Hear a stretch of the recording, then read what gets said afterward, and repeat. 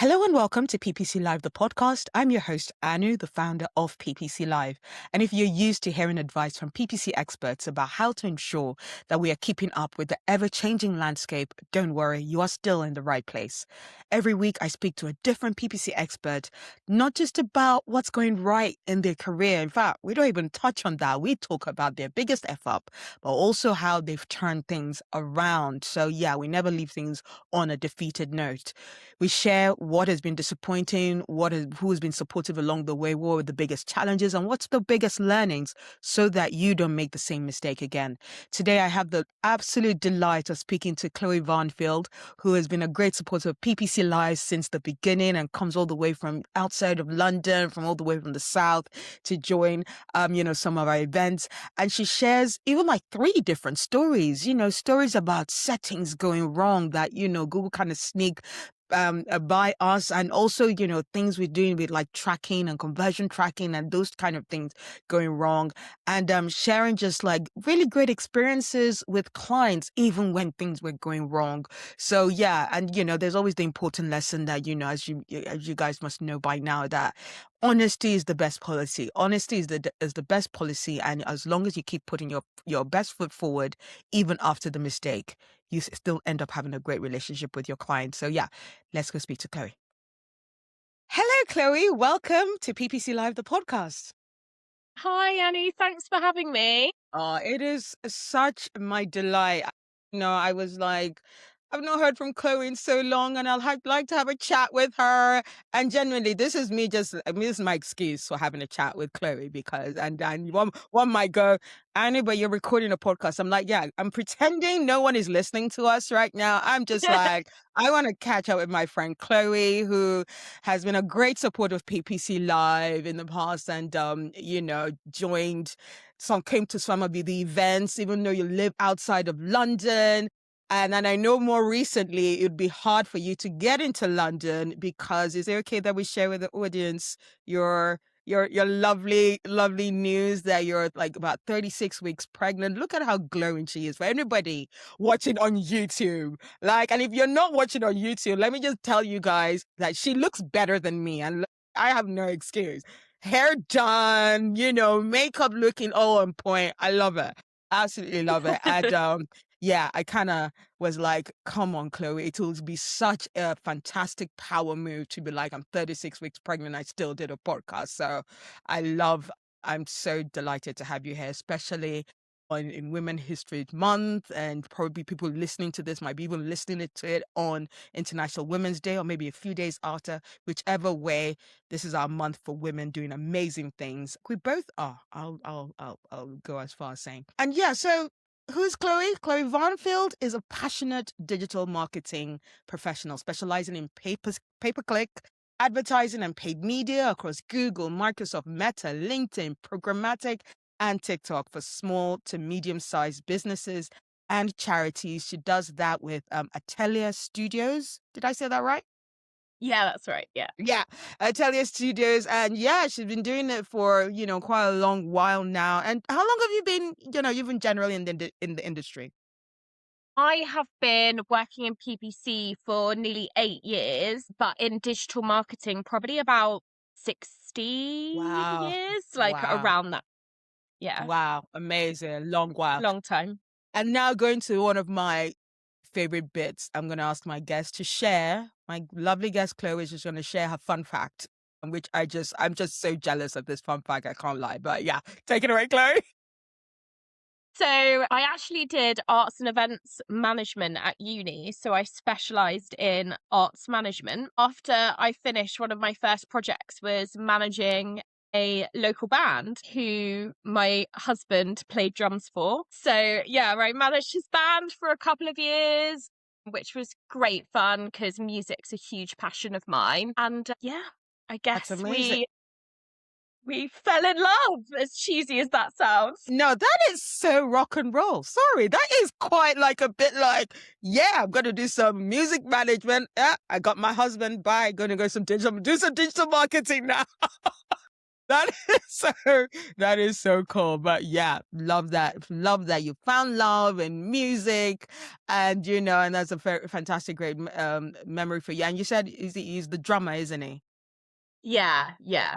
That is so cool. I feel like the drummers and the guitarists, they're my and no shade to like people on the piano and the other instrument, but the drummers and a guitarist, I think they're the sexiest. So guys, I'm single. Whoever is listening to this, if you're a drummer or a guitarist, yeah, DM me. Sorry, that was such a random tangent. To hook you up with some people from Alan's like bands. Look, I told Chloe I'm gonna come and visit her this summer because where do you live again? I live in Dorset, so I live in Poole on the Yeah. south coast. Yeah. And it's beautiful down here. I'm It's 20 minutes away from Lulworth Cove and Durdledore. okay. Oh, wow. So, yeah, I need to visit Chloe this summer as well, because that would be so lovely. And who knows, maybe like, some musician guy across the coast will catch my eye. We will see. I'll let you guys know on that. Anyway, enough of my random ramblings. People are like, Anu, what are you on about? Well, what we're on about on this podcast is talking about mistakes, F-ups, and how we've turned them around. What I love that all my guests are very open to share is the fact that everyone makes mistakes, and it's not about the mistakes that define you, it's how you deal with them, how you turn them around. And we've had loads of folks that have been like heads of department, founders, like established digital marketers like Chloe's been doing this for like, yeah, about over 10 years, 16 years, so that didn't deter her career in any way, like the rest of us. But she, like the rest, like the of the our guests that have shared their stories. So yeah, Chloe is now going to share her story about an F up that she made. So yeah, please take it away. What's the F up you'd like to share with us, Chloe? We've got lots of little ones. So I would like to start with longer headlines. Okay. So, that really annoying account level automated assets setting that's Yes. really hidden? Yes. So when that was first launched, or it wasn't aware that that existed there. Wow. So one of my clients contacted me saying, "Why does our headline look like this?" Mm, With a screenshot. So I could see that that wasn't the headline that we had inputted into Google Ads. So then there was the whole like panic, troubleshoot, why is this happening? Searching on Google, and then I found this setting. And I just could not get over how sneaky yeah. Google were in hiding it away. Right. Like it's the three dots where you have to click more, where Yeah. you kind of get to that page, and then they're all switched on if Oh you haven't God. switched them off. So this was obviously quite a few years ago. But yeah, that massively tripped me up. Because I didn't know it was there. Yeah. Yeah. So a mistake that I wouldn't even count necessarily as a mistake is one of those things that is just a warning that the updates that sometimes Google come out with, it can be very hidden, can be so it can the default setting is something that has always been, as long as I've been working in paid search again as well for like about 16, 17 years now. It's always been like those default settings are the things that can trip us up the most. And that was always like parts of, you'll get those kind of like, SOPs or like just the tasks that you need to make sure you do when you're setting a new campaign live. And every like publications and that kind of thing, they'd always be like, check your default settings. Check those default settings that Google does. Especially, I think one of my favorite ones was like, check your, like, because a default setting that Google used to put that we'd always advise turn that off was, have your campaign be on both the search network and the display network. When no, literally like the same kind of keywords, and you never want the same strategy for display and search. So that was like an awful setting. So yeah, checking those settings, very important. But yeah, please go on, Chloe. You have another one. There's so many settings to check, isn't there? Like, those are just ever evolving documents of checklists of switch this off, switch this off, switch this off. Another one was I had a campaign and a client say to me, we actually now don't want to target the whole of the UK. We would just like to target these locations. Mm. So I did it quickly while I was on a call with them, and I think it was like a Friday. So I hadn't like done my usual tracks, and switching a location is fairly straightforward. Usually. What I'd done is I think I'd like left the UK there. Or I don't know how I'd done this, but I'd accidentally excluded the UK, but targeted the locations that I needed to target. So, like, the campaign stopped delivering. Okay, so what was supposed to be the target location?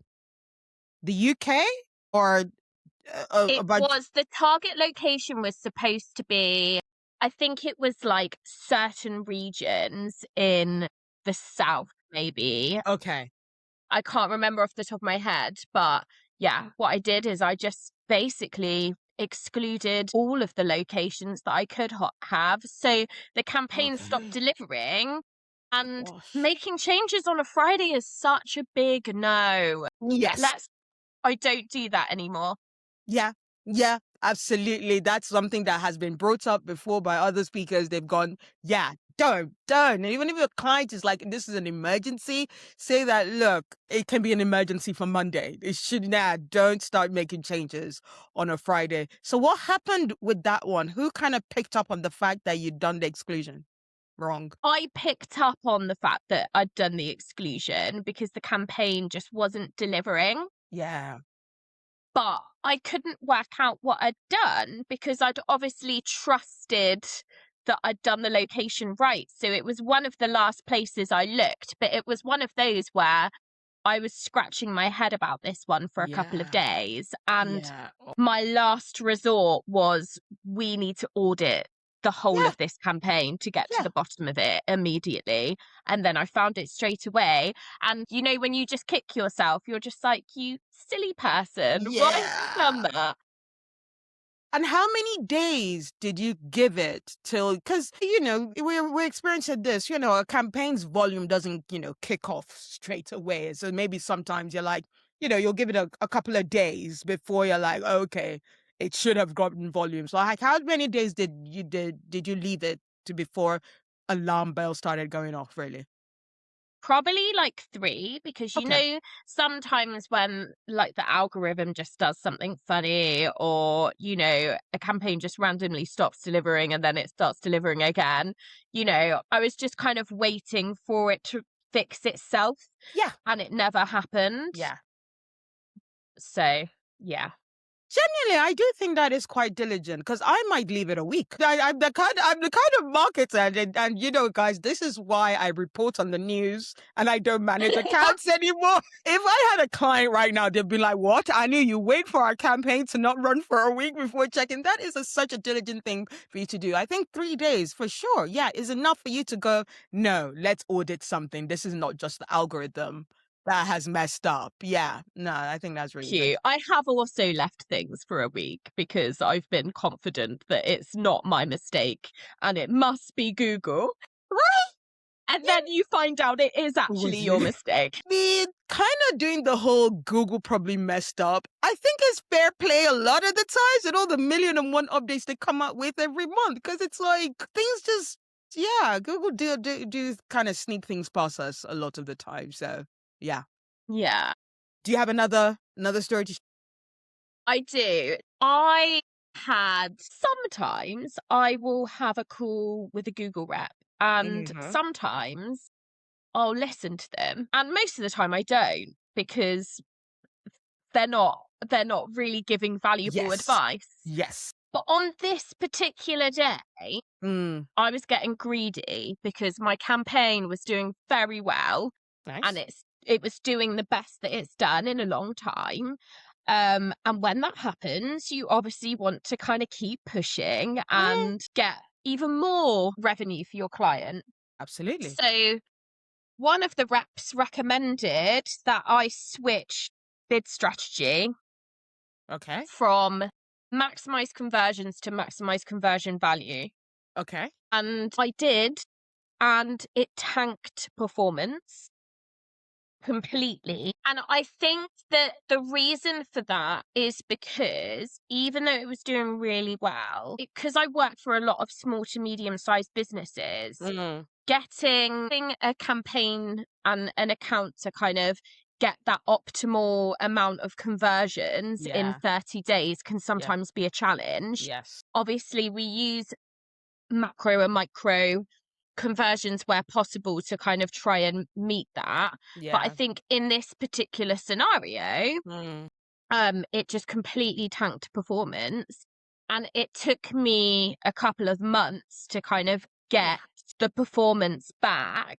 Yeah. And I think again that was in relation to the level of conversions. Yeah. And when you're kind of coming up to when you're talking about a couple of months, um I was like, when that couple of months was done, I was 2 months away from the busy Yeah. period for that Oh, client. okay. So they were starting to worry, I was starting to worry. So it was just like, right, this is what we're gonna do. Mm. So I think that there were like multiple things that kind of exacerbated that Sure. problem. Yeah. So I had to backtrack and switch to some different conversion tracking. There was this weird bug at the time, and Maddie Lightning had posted about it. Yeah. And it was a bug where, in your settings, you have account specific and campaign specific goals. Yeah. There was this weird bug where it stopped listening, Google stopped listening to the account specific. Yeah. And she was advised by Google Rep to switch it to campaign specific. Yeah. So she was thinking that's not going to work, and it did. Mm. So I've had that come up a couple of times since, had to implement that on some of my accounts, which has fixed it. So Yeah. I don't know if it's an ongoing bug. Like I don't quite understand, but that was like another thing that I had to do to fix it. And luckily, we got the account back to where it needed to be for this client's big Christmas New Year sale. Wow. But it was it was a little stressful, that one. Of course, of course. You know what? Yeah, thanks for our third story being like, but that sounds like very, very significant. Like, how was the client with you? Because that even just sounds like a client that would be pissed off and just be like, what's going on for 2 months? Yeah. What happened? She was really great about it, actually. So she's a marketer herself. Fantastic. And I think transparency is always key, isn't it? When you're Yes. speaking to clients, like, this is what's happened, this is what we're doing to fix it. If this doesn't work, then we'll do this or this. Yes. And, always having a plan B and a next step is great. But she understood from Mm. being a marketer that these things happen. And she also was like, your job is so stressful. Those changes have created this problem. Yeah. And I don't know how you do it. But Yeah. I don't know what it is, but in the moment when you're kind of panicking and you're troubleshooting and you're like, oh God, I don't know what to do. And then you find it and then you fix it. And then you gradually see things kind of like go back to where you need them to be. That is so rewarding. It Like, really I is. love that part of my job so much. Absolutely. And you know what? That's even another bit that, I feel like we sometimes I think to myself, are we going to share anything new? Because, a lot of the podcasters, a lot of my guests will come and be like, yeah, be honest, be transparent. And those are important messages. But you've mentioned something there that no one really else has mentioned about actually, as much as it can be stressful, you've found a mistake, you've tagged a client's performance. The journey back, you're figuring out what went wrong. it's just so like it becomes like your proudest moments. Those are actually the kind of things, right? We never actually think that actually some of our proudest moments could be off the back of, a big mistake that we made, kind of thing. Yeah. So maybe it's actually worth, to the listeners, listening to this, to actually keep that in mind of like a mistake might happen, but think of the fact that you actually then fixing that error could then be a big moment for you, with you, your client, your manager, and you fixed the problem. So don't always wallow in the whole I've made a mistake. Try to turn it around, and that could actually make, become your proudest moment. Because yeah, proud moments don't come from really I've done everything well and everything is always well. That's more like, oh, BAU. That's, it just becomes every day. It's when something goes wrong and you fix it, you become the hero, you know? And that's Absolutely. okay. And you're building a toolkit of things that you will use again to Yes. troubleshoot accounts. And I Yeah. think that that's like the massive part of doing this job, is the Yeah. more and more experience you get, the more and more mistakes that you make, Yeah. the more and more well informed you are Yes. about these issues. And it's so nice, well, it's not nice when the account's not going great, but when you have a colleague come to you and say, I have no idea what to do with this, like this is the problem, and you think, oh, I've seen this before, let's have a little look, Yes. and you can fix things quicker. Yes, absolutely. And this is well also mentioned that having a team or a community, I mean, shameless plug. This is what PPC Live, WhatsApp and Slack is all about. Don't sit in your corner. I've made a mistake. Now I'm just going to sit down for 6 hours to 10 hours just trying to figure it out on my own.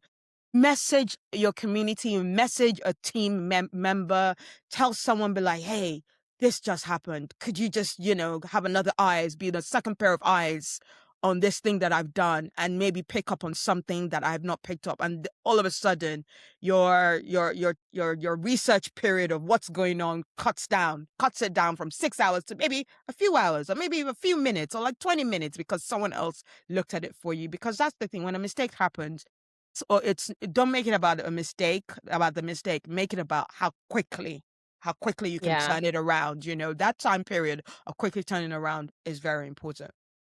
Yeah, yeah, absolutely. And I feel like a lot earlier in my career, and what I kind of see with colleagues that are kind of at that point as well, is when things like this happen, Yeah. they worry that it's going to make them look incompetent. Mm, And like, I just disagree, because we're yeah. all human beings, Yeah. and we're working with systems that are not foolproof, Yeah. and these things happen, Yeah. especially in marketing.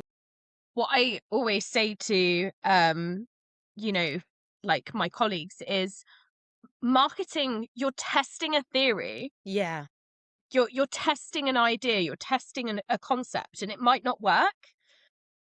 As long as you can see that it's not worked, and then you pivot and you do something else, that's the thing that makes you a good marketer. Not coming up with the best idea ever straight away and everything just works seamlessly, because that's just, rare. Yeah. It's not real Absolutely. life. Absolutely rare. You know what? I feel like I want to do something that I don't usually do, but I'm like, it's Women History Month. For you might be listening to this at any other time of the year, but we're recording this in March, and I know I picked up on the fact that your manager, that I mean, the client was a woman that was very understanding of you and was like, oh my God, it must be really hard for you. Do you get that kind of compassion and understanding from both genders, or have you found yourself, getting more understanding from women? I mean, when I'm not fishing for a particular answer here, I really just want to know your experience. Yeah, it's difficult, isn't it? Because I think it's all about that client relationship and that rapport. Fair And I enough. think I think that I really pride myself on like having those really great client relationships by just having really authentic communication, having a bit of a laugh, keeping things kind of like nice and friendly and jokey. Yeah. And then when you need to have those real conversations and those difficult conversations, it just makes things a bit easier. Yeah. And at the end of the day, like, this is work for mostly, this is work for like both people. Yes. Obviously, with some of the companies I work for, they're small family businesses and this is their livelihood. Yeah. And that's like sometimes really, really difficult when, you know, you're dealing with an issue on an account and it's losing the money and you feel Yeah. responsible for that. Yeah. But yeah, like I feel like client relationships need to be nurtured. Yes. And as long as you're just updating them regularly, and Yeah. if there is an issue, you're telling them what you're doing, even if you Mm. haven't fixed it yet, then, you know, it's gonna be easier. Absolutely. Also, I'd like to ask, like, looking back to especially that third, because I feel like that third one is like was the biggest one we could have done because we spent an hour just talking about that one story. But I'm really grateful that you came with three with me. I asked Chloe, like when I was asking her, I was like, "Oh, do you have like a story to tell?" She's like, "I have several." I was like, "Okay, I'll take as many as you want to give me." So really grateful for all of that. But that third one really, really like stuck out to me. Uh, what would you have done differently? Kind of thing. Was it a case of you shouldn't have listened to Google, or there's more to it?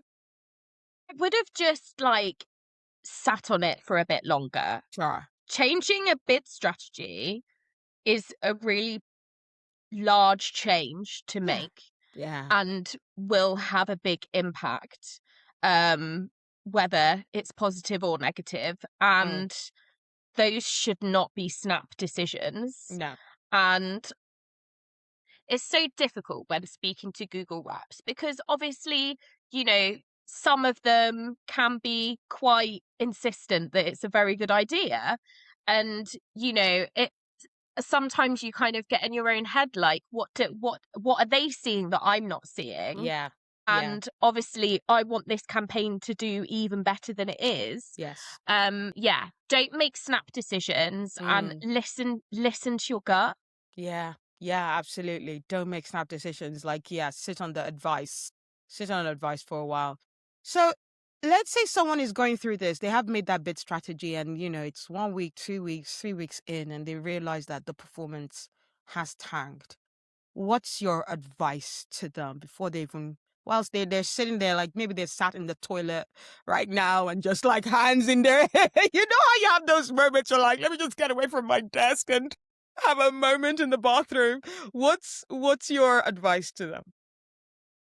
Breathe, be kind Yeah. to yourself because you're not a bad person, Yeah. and you will fix this. We don't know how long it's going to take, but you will eventually fix it.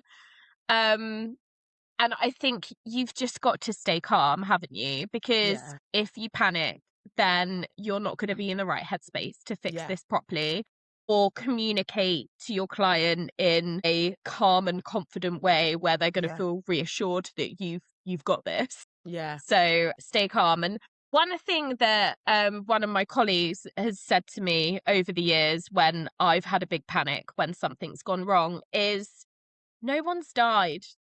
No one has died. And it's so true, isn't it? Yes. Because no matter how big it feels to you in that moment, it really isn't big.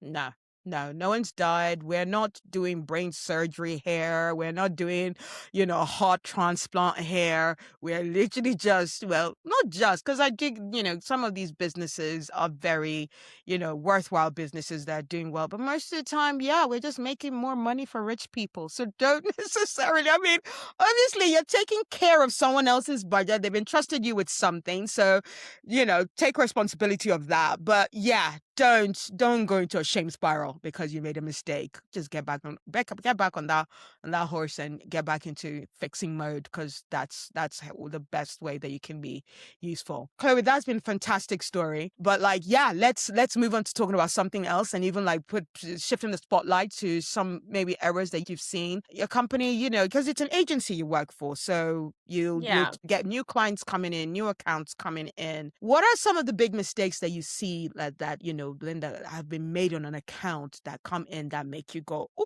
really? Yeah, that really stun you still, like, and that things that you feel that shouldn't be happening still in 2026. This segment needs to be so long. So I'll summarize into my like top three. Good. Firstly would be conversion tracking. Yeah. When you start auditing an account and none of the, or like maybe one of the Google hosted conversion actions is working and nothing else is, they've still got universal analytics conversion actions in there. And it's just, oh dear, Yeah. Yeah. this looks a bit of a pickle. Yeah. So that would be my first one. Then the next one would just be using broad match for brand Mm, campaigns. okay. Don't do it. That's your advice. Yeah. It's how I do things. I know people do things differently, and I suppose it depends on your budget and, Yeah. you know, your brand. Yeah. Yeah. Yeah. But Exactly.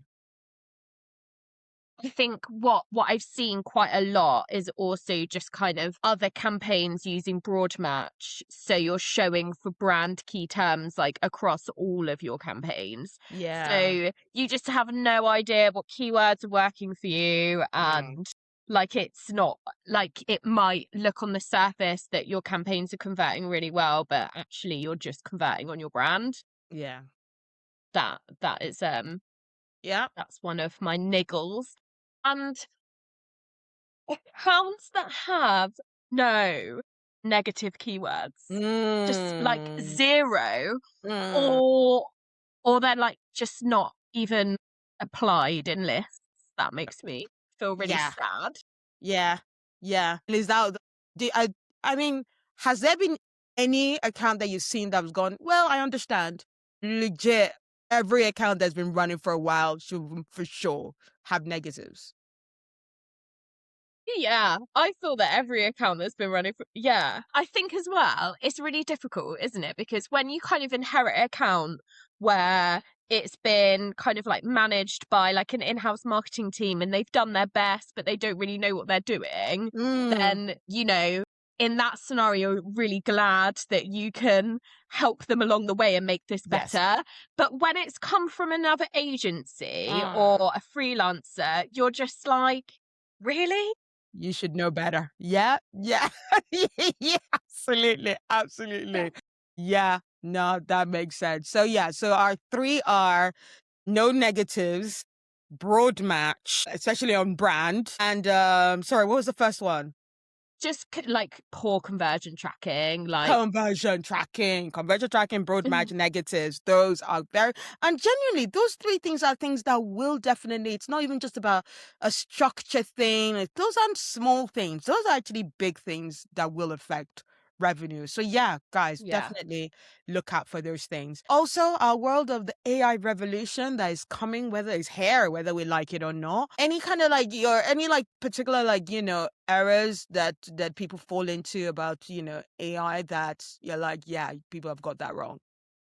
People using AI to kind of, I don't know, do ad copy or do a task or do a proposal, but not checking it.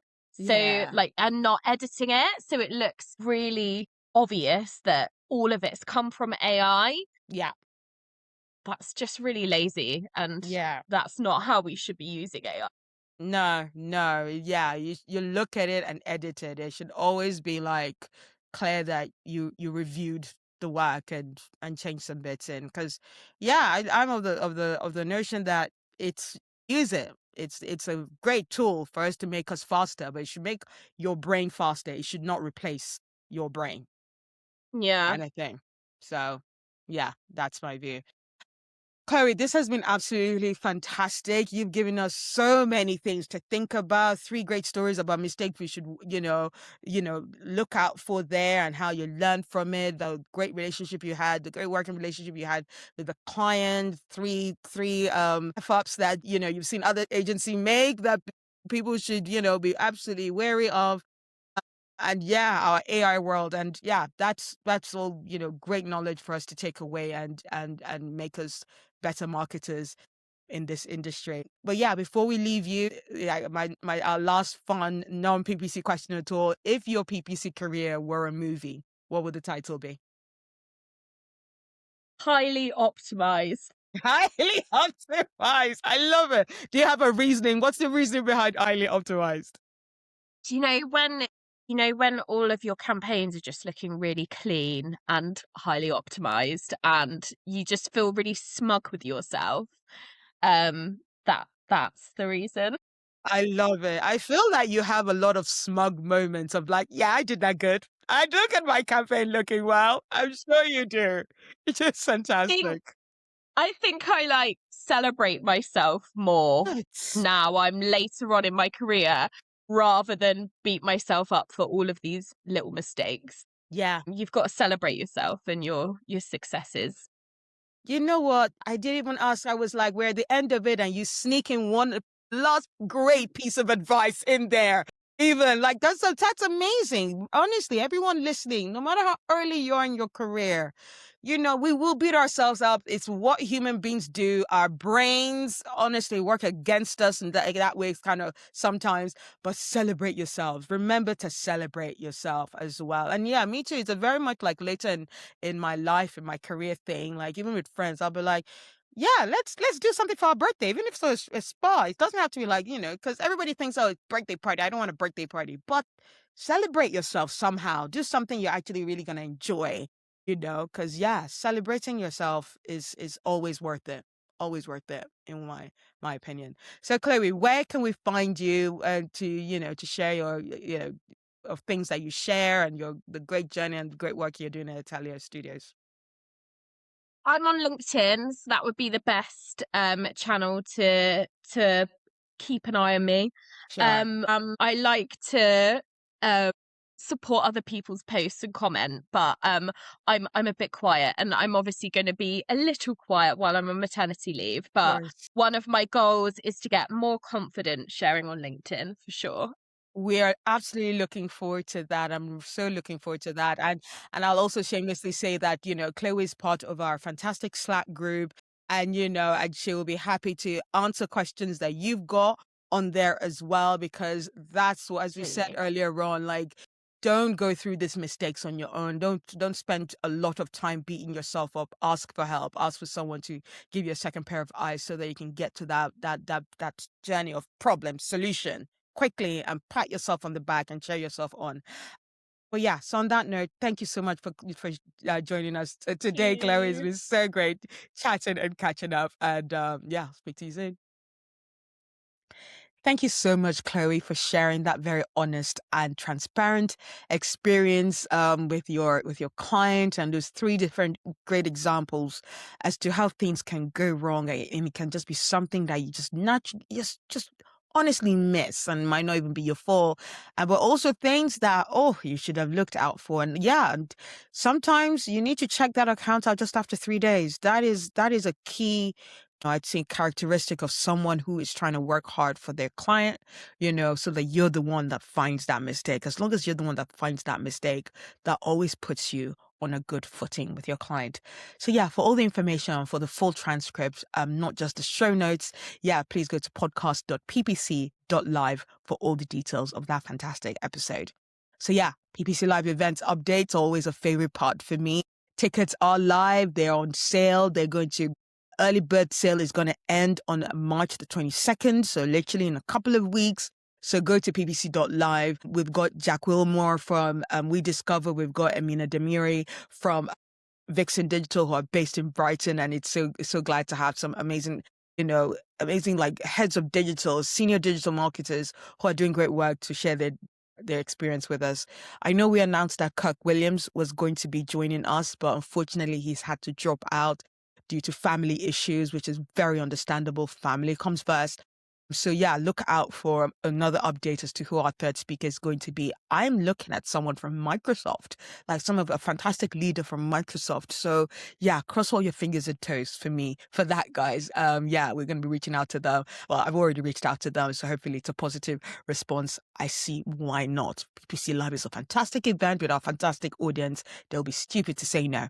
And so yeah, let's hope they see things that way as well. Before I leave you, I'm also delighted that I am taking on coaching clients. And so, yeah, if you just have difficulty with confidence and just trying to ask for what you feel that you deserve and trying to figure out, what the right timings for having some of these difficult conversations, yeah, reach out to me. Go to themarketinganu.com for that, and you'll get to a page which is like the one-to-one coaching part of the site that will allow you to book a free 15-minute discovery call with me. The ongoing payment would be £500 a month, but for that you get four hourly calls, so weekly calls for 4 weeks in that month. So yeah, in total, I feel like ideally, how like therapy can just take a while. You need to give it some time. I think these kind of discussions are the same. So I recommend a minimum 3 month period that we start off with. And that on £500 a month, so that comes to 1,500 for the whole period. So yeah, but free conversation to start off with to figure out exactly what it is that you need. So yeah, I hope you have enjoyed the show, and I look forward to bringing more PPC F-ups and triumphs next week. Thank you. Bye.